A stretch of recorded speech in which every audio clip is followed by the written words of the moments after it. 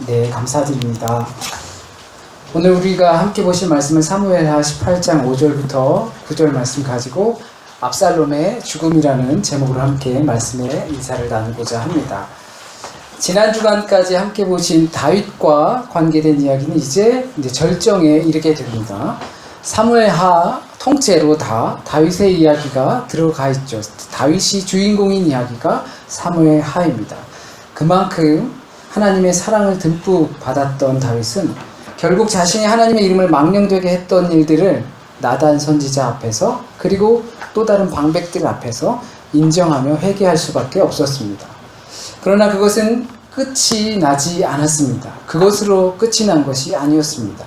어린 시절에 자신의 잘못을 뉘우치고 용서해달라고 구하면 그걸로 끝나는 줄 알았죠. 잘못했어요. 다시는 안 그럴게요. 그러면 그 잘못에 대한 대가나 처벌이나 이런 것을 받지 않고 그냥 넘어가는 경우가 어렸을 때는 있었습니다. 그러나 다윗에게는 그렇게 통하지 않았습니다.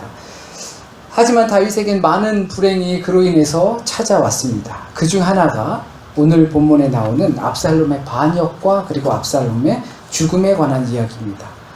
다윗의 아들 중에 왕위 세습이 가장 유력했던 암논이라는 사람이 압살롬의 여동생 다말을 짝사랑하게 되었습니다.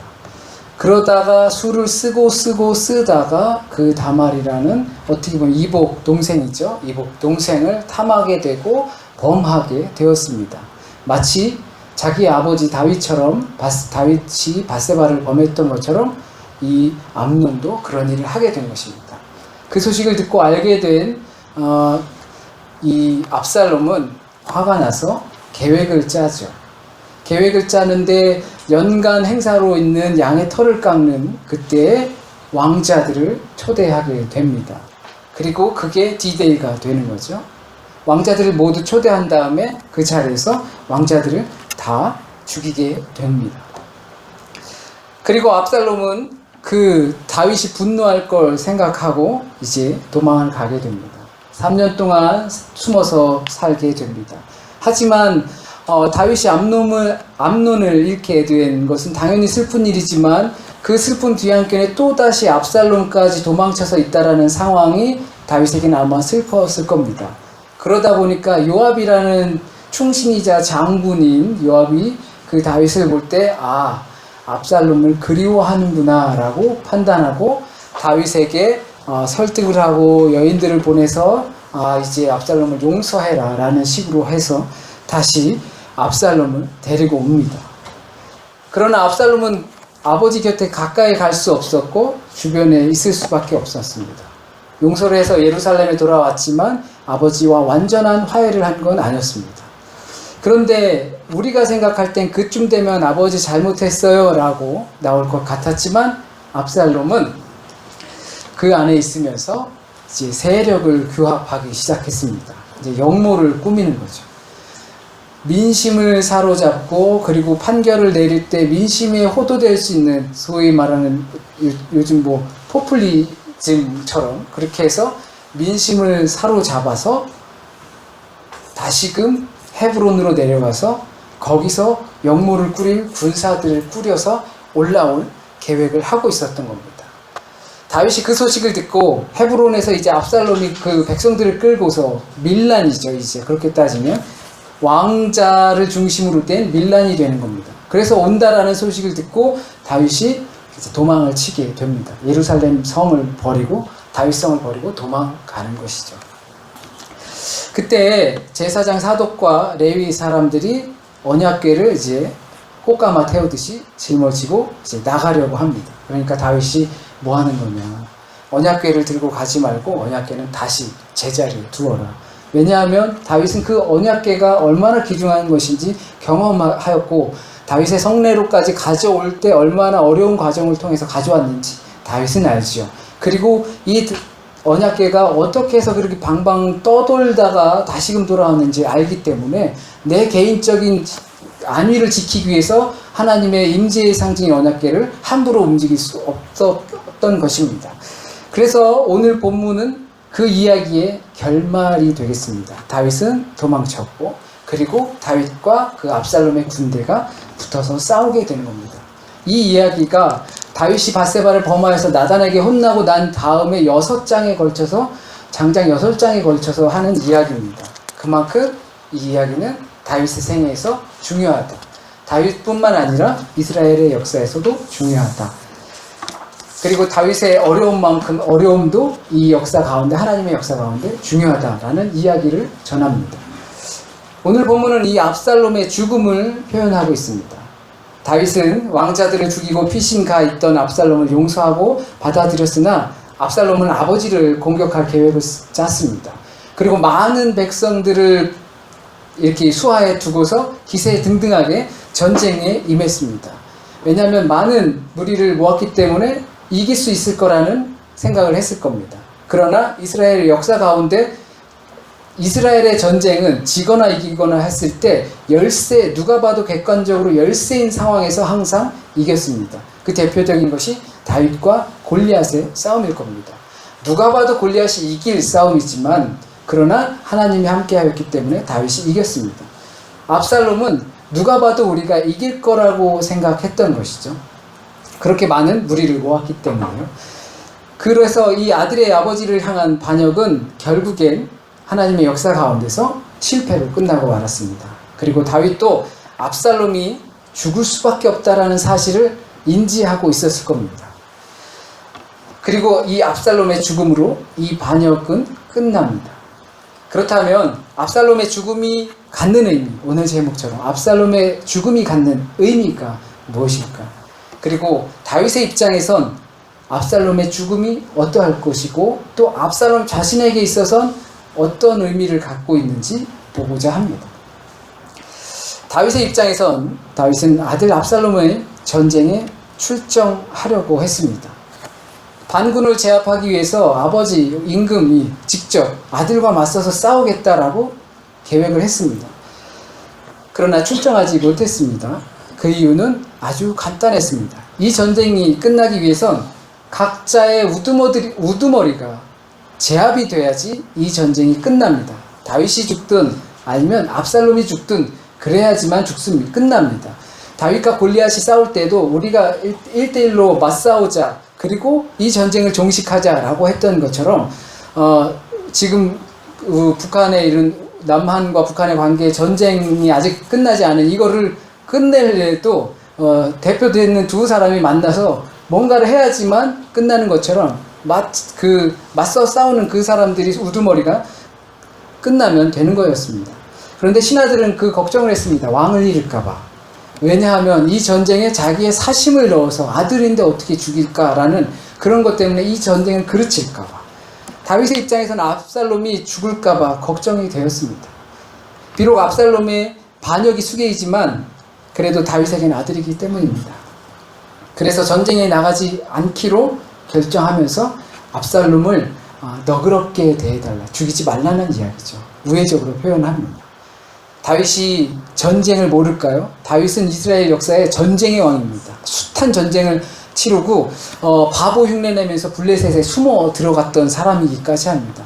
다윗은 전쟁에 굉장히 능통한 사람입니다. 그래서 하나님께서 내가 하나님의 성전을 짓겠습니다 할 때 너의 손에는 피가 너무 많이 묻었어 라고 거절했던 것입니다. 다윗이 전쟁을 너무 잘 압니다. 이 전쟁에서 누가 하나 죽어야 된다는 사실을 너무나 잘 압니다. 그런데 다윗이 압살롬을 죽이지 말라고 했던 것, 진짜 아버지의 마음이죠. 다윗의 이 마음이 또다시 하나님의 마음인 것입니다. 왜냐하면 다윗도 하나님의 이런 마음을 경험했기 때문입니다. 그러니까 용서함을 받았기 때문에 인간적으로 아들을 용서하고 싶었던 겁니다. 바로 지난주의 말씀대로 하나님의 이름을 망명되게 하는 일을 하여서 나단 선지자로부터 한 소리 듣게 되었죠. 그러나 자기는 그 자를 죽여 마땅하다라고 자기 스스로에게 판결을 내린 것입니다. 그러나 하나님께서는 그를 죽이시지 않고 4배의 죄의 값을 갚도록 하였습니다. 그리고 자신의 죄를 인정하고 회개하여서 다윗은 목숨을 건졌습니다. 자신이 죄 가운데서 용서함을 받았기 때문에 반역한 아들도 용서할 수 있지 않을까 생각했었습니다. 그러면 얼마나 좋을까요? 하나님께서 자기 자신을 용서하신 것처럼 압살롬의 이 반역을 용서하시면 얼마나 좋을까요? 그런데 이것이 다윗의 딜레마였습니다. 딜레마라는 것은 두 가지가 상충되는 것입니다. 이것도 선택하지 못하고 저것도 선택하지 못하는 겁니다. 다윗의 입장에서 이 반역은 딜레마입니다. 원칙대로 하자니 아들이 죽고 관용을 베풀자니 내가 죽고, 마치 섹스피어의 햄릿이 하는 그 명대사와 같습니다. 이런 원칙과 융통성에서 많은 분들이 아마 내가 다윗과 같은 입장이었다면 내가 죽고 아들을 살려야지 라고 하실 겁니다. 진심으로 융통성과 관용을 발휘할 겁니다. 앞날 창창한 아들이 감옥에 가서 몹쓸 그 빨간 줄을 걷는 것보다 내가 차라리 가가지고 아들을 좀 구해야지라는 마음이 분명히 있을 겁니다. 만약 실제로 그런 분들이 있고 판결에 의해서 그런 분들이 계셨었다라면 법을 혼란시켰다고 해서 어쩌면 더 혼나게 될지도 모릅니다. 그러니까 이 처벌의 대상이 누구인지 명확해야 합니다. 그래야지 공의롭고 정의로운 판결을 내릴 수 있는 겁니다. 다윗과 압살롬의 상황에서 다윗은 처벌과 용서라는 딜레마에 놓였지만 압살롬의 처벌은 성경에서 다윗을 향한 처벌이라고 말합니다. 그러니까 다윗이 아버지의 마음으로 압살롬을 용서하고 싶어요. 하지만 그렇게 할 수 없는 것이 하나님의 원칙에 따라서 이 처벌은 너를 위한, 다윗 너를 위한 처벌이야. 너 때문에 받는 처벌이야. 그렇기 때문에 너는 이 상황을 피할 수 없어입니다. 그래서 다윗은 압살롬의 죽음을 목도하고 자신이 죽었어야 하는데 이야기합니다. 원래 자신의 벌로 자기가 간음하여서 또 우리아를 죽여서 자기가 받아야 할 죄를 아들이 받게 하고 그것을 목도함으로써 더 고통스럽게 했던 것입니다. 그래서 다윗의 갈등은 더 심했습니다. 아들이 죽지 않았으면 하는 마음, 그러나 아들이 죽어야 하는 이 반역이 정리되고 압살롬의 죽음으로 자신에 대한 징벌이 있게 되는 것입니다. 압살롬의 죽음을 보는 다윗의 입장입니다. 또 압살롬의 입장에서 이 자신의 죽음을 본다면 다윗의 입장에선 이런 상황이 자신의 죄 때문에 나타난 것이고 압살롬의 입장에선 또한 압살롬 자신의 죄 때문에 나타난 결과입니다. 그렇기 때문에 압살롬은 더더욱 피할 수 없었던 결과입니다. 그런데 압살롬의 죽음에서 그의 처지를 보게 되는데 압살롬의 머리가 상수리 나무에 걸리고 그가 공중과 땅 사이에 달리고 그가 탔던 노새는 아래로 빠져나갔다라고 표현합니다. 압살롬의 상황을 설명하는 것 같습니다. 하늘도 아니고 땅도 아니고 머리가 매달려서 누구의 도움도 받지 못하는 것. 땅의 권세를 잡으려 했으나 땅의 권세도 잡지 못했고 또한 그렇다고 해서 하늘의 도움도 받지 못하는 상황 속에 있었습니다. 압살롬은 용서를 한 번 받았지만 마음의 분노를 적당히 삼키지 못했습니다. 완벽히 해야 당연히 그래야겠지만 완벽히 슬픔과 아픔을 잊는 사람은 없습니다. 우리에게도 누군가를 용서하고 또 용서받는 기회가 있을 것입니다. 그런데 그 상처나 뭐 그런 것들을 완벽히 용서하고 완벽히 용서받는 사람은 없습니다. 적당히 잊고 기억하며 사는 겁니다. 그런데 압살롬에겐 적당히 용서하고 적당한 선에서 욕심을 멈추고 적당한 선에서 충고를 받아들이지 못했습니다. 그러니까 압살롬은 적당한 선에 멈추지 못한 것에 대한 결과입니다. 그것이 죄를 야기시켰고 그것이 압살롬의 죽음이었습니다. 이 압살롬의 죽음을 보면서 그 죽음을 대하는 두 입장이 조금씩 다르다는 것을 봅니다. 그런데 왜 이런 일들이 일어날 수밖에 없는가를 생각해 보면 적당히 하지 못했기 때문입니다. 원래는 제목을 적당히 합시다라고 정하려고 했어요. 근데 느낌이 이상할 것 같아요. 대부분 느낌이 있으시잖아요. 적당히라는 말에 대해서 적당히 좀 해야 하면 잔소리가 너무 많은 사람들에게 적당히 좀 해야 할 때 하지 말라는 이야기처럼 들릴 수도 있을 것 같아서 제목을 바꾸긴 했습니다. 자동차에는 부품들이 많이 있습니다. 독일에선 정비비가 워낙 비싸다 보니까 자가정비 어느 정도는 좀 하죠. 거기에는 원칙에 따른 일정 범위에 맞는 기준이 있습니다. 엔진오일은 어느 정도 양이 있어야 하고 브레이크 용액은 어느 정도 적정선에 있어야 하고 브레이크 패드나 그 판, 라이닝은 어느 정도가 되면 교환을 해야 하고 자동차를 운전하고 때론 검사하는 사람들이 이 융통성을 보일 수 있는 기준이 있습니다. 우리에게 어려운 딜레마들이 있을 때 적정 수준 안에서 융통성을 보이는 것은 허락되지만 그 기준을 넘으면 안 되는 것이 원칙으로 작용하는 것입니다. 허용 범위가 있습니다. 적정 범위가 있습니다. 이 안에 있으면 그래도 괜찮아. 적당한 거야. 하지만 이 이상이나 이 이하로 떨어지게 되면 그것은 문제를 야기시킬 수 있어 라고 하는 것입니다. 우리의 삶 속에서도 딜레마는 비록 있을지 모르지만 우리의 딜레마는 그 안에서 충분히 선택할 수 있다는 겁니다. 적정 범위 안에 있느냐, 적정 범위 밖에 있느냐라는 것입니다. 다윗과 그리고 압살롬도 이러한 적정 범위를 벗어난 그 결과입니다. 이 적당이라는 말이 굉장히 불분명한 표현인 줄만 알았는데 좋은 말이라는 것은 몰랐습니다. 우유부단한 약간은 부정적으로 생각했습니다. 그러나 적당이라는 말은 획일화되지 않는다라는 겁니다. 어저께 전도사님 차를 사서 이제 오일을 교환했습니다. 저희 차는 오일이 약 4.3리터가 들어갑니다. 엔진 오일이 4.3리터 들어가니까 그렇다고 전도사님 차에 4.3리터를 넣을 수 없지요. 왜냐하면 그 차는 좀 차가 작기 때문입니다. 거기에는 3리터를 넣었습니다. 만약에 거기에다가 4리터를 넣었으면 많이 넣었기 때문에 자동차에 문제가 생겼을 겁니다. 이것이 적당하다라는 겁니다. 적당하다라는 것은 어떠한 표준 기준이 있는 것이 아니라 각 개체마다 그 적당함의 수준, 범위가 다르다라는 것입니다. 누구는 이 정도 간을 하면 맛있고요. 누구는 이 정도 간을 하면 맛이 없어요. 누구는 별 5개 정도로 매워야지 먹었다 생각이 들고요. 누군가는 별 1개만 매워도 더 이상 매워서 못 먹는 사람들이 있습니다. 그렇기 때문에 적당하다라는 것은 내 기준이 아니라 각자의 개체별로 획일화되지 않는다라는 겁니다. 각 개체의 능력에 따라서 변경이 가능한 겁니다. 어느 누군가에겐 동일한 양이지만 과할 수 있고 누군가에게는 독이 될 수 있는 음식이 있는 것과 같습니다. 우린 이걸 처방받는다라고 합니다. 각자에게 맞는 약의 양을 처방받는 것과 같습니다. 또는 입장 차이가 서로 있다라고 합니다. 이렇기 때문에 융통성을 대신할 수 있는 적당이라는 말을 이해할 수 있는 것은 개별자에게 맞게 융통성을 발휘해 조절하는 것이 적당한 처방입니다. 그렇지 않고 적당이라는 원칙을 지키지 않고 처방에 따르지 않을 때 기계든 건강이든 고장나기 마련입니다. 그러다 보니 이 적당이라는 말이 매우 더 어렵습니다. 다윗과 압살롬 모두 이 적당히를 하지 못했습니다.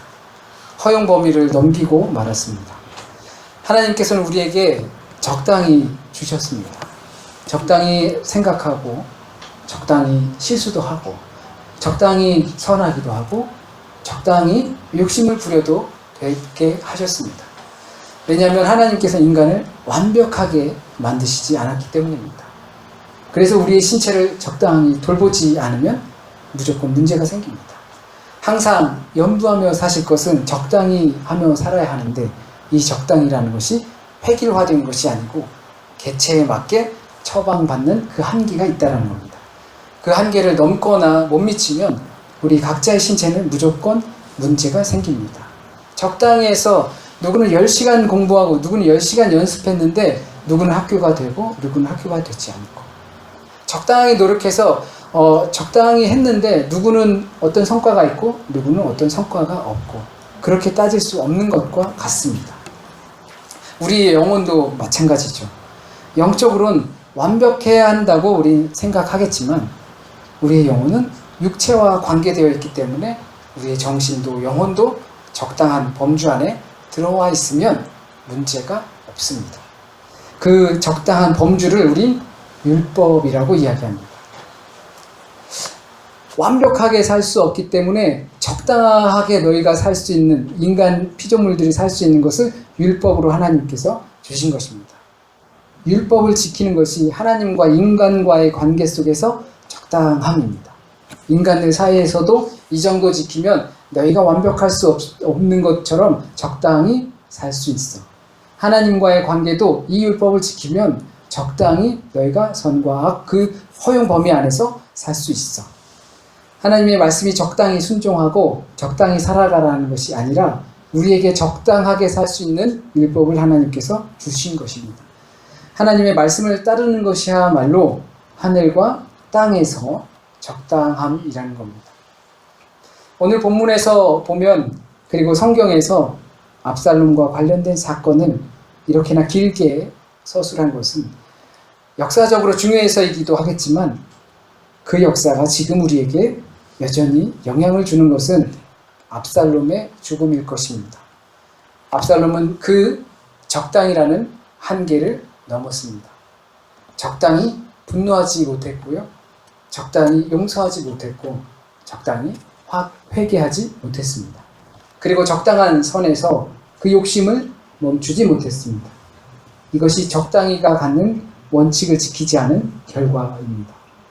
하나님과 인간 사이에서 적당히 허용한 하나님의 말씀을 우리 새겨야 합니다.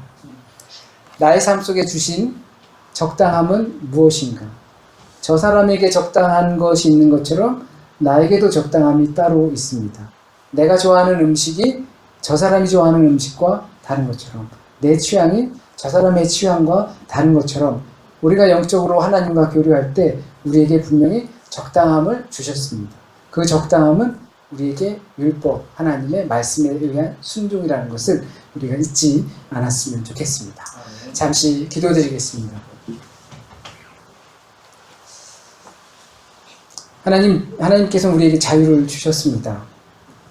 적당히 할 수 있는 자유를 친히 우리에게 주셨습니다. 그러나 우리가 그 자유를 적당히 사용하지 못하여서 하나님께 범죄하고 실수하고 또한 연약한 모습을 한없이 드러내었습니다.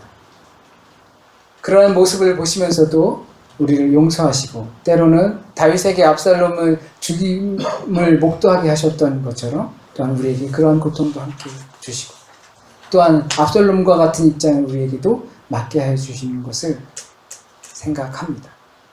주님, 조금 더 우리에게 주신 그 율법의 적당함, 하나님의 말씀의 적당함, 그것을 따라 우리의 삶에서 하나님과의 관계, 그리고 또 우리 이웃들, 사람들과의 관계를 바르게 세울 수 있길 바랍니다.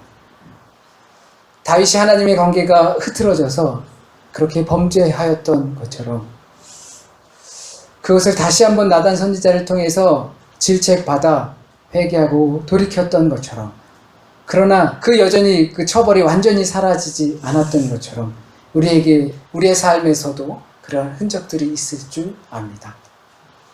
그럴 때마다 다윗을 생각하게 하시고, 다윗의 모습을 다시 한번 생각하게 하시고서 우리도 다윗처럼 하나님의 사랑을 충분히 받을 수 있는 자녀들이 될 수 있도록 주님 인도하여 주시옵소서. 오늘 우리에게 주신 말씀이 주님께서 오늘 각자에게 하고자 하셨던 그 말씀이 되게 하여 주시고, 그 말씀이 우리 마음 깊이 뿌리내리고 또 잘 자라서 열매 맺게 주님 인도하여 주세요. 한 주간의 삶도 주님께 맡깁니다. 주님께서 친히 인도하여 주시고, 또한 우리가 주님께 우리의 길을 맡길 수 있고 운전대를 맡길 수 있게 주여 인도하여 주세요. 상황 속을 파악하게 하여 주시고, 이것을 불평하고 또한 나무라는 상황이 되지 않고 하나님께서 나에게 어떤 메시지를 주시고자 하는지 파악할 수 있는, 그것을 기댈 수 있는 한 주간이 될 수 있도록 주님 인도하여 주세요. 모든 말씀 우리 주님 예수 그리스도의 이름으로 기도드립니다. 아멘.